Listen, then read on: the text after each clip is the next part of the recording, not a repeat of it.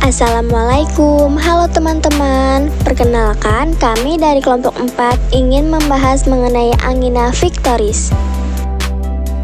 Sebelumnya, perkenalkan nama-nama anggota kami. Ada Nadia Vicky, Regina Cahyani, Grecia Kristina, Novalia Fitri Berliani, Syifa Auliani Bakhtiar, dan Wendy Rayisna Meta. Langsung aja kita lanjut ke pembahasannya. Di sini ada definisi.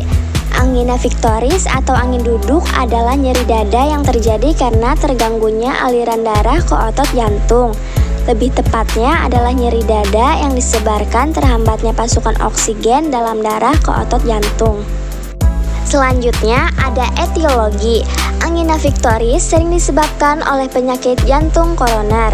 Penyakit jantung koroner terjadi akibat penumpukan plak di arteri, aterosklerosis, spasme arteri koroner, anemia berat dan peradangan pada satu atau lebih persediaan arteritis.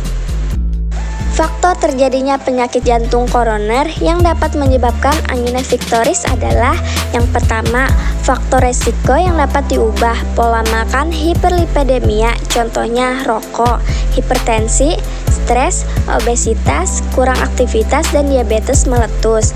Yang kedua, faktor resiko yang tidak dapat diubah, yaitu usia, jenis kelamin, dan keturunan. Manifestasi klinis. Gejala angina victoris ditandai dengan nyeri pada dada sebelah kiri yang terasa seperti terindah, tersusuk, atau terasa sesak. Rasa sakit ini dapat menjalar ke lengan, bahu, punggung, leher, rahang, keringat berlebih meski cuaca tidak panas, lelah, dan sesak napas. Karakteristik gejalanya, angina victoris, stable angina. Stable angina atau angina stabil sering muncul ketika melakukan aktivitas yang berat atau mengalami tekanan emosional. Unstable angina merupakan jenis angina yang lebih berbahaya. Angina jenis ini tidak tergantung pada aktivitas yang dilakukan secara tiba-tiba. Komplikasi yang mungkin terjadi pada angina victoris yaitu aritmia. Aritmia adalah kondisi ketika atau detak jantung tidak teratur, serangan jantung, komplikasi mekanik, ruptur dinding ventrikel, regurgitasi mitral akut. Jika tidak mendapat pengobatan, komplikasi angina victoris bisa terjadi. Komplikasi paling fatal adalah serangan jantung.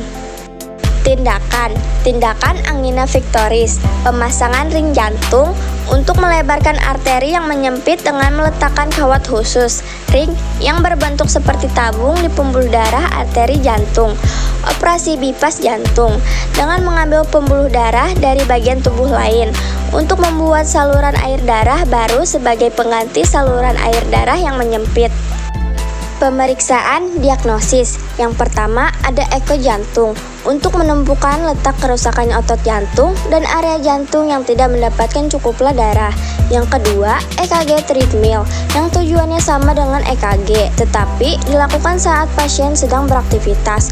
Yang ketiga, röntgen dada untuk pemeriksa kemungkinan terjadinya pembesaran jantung.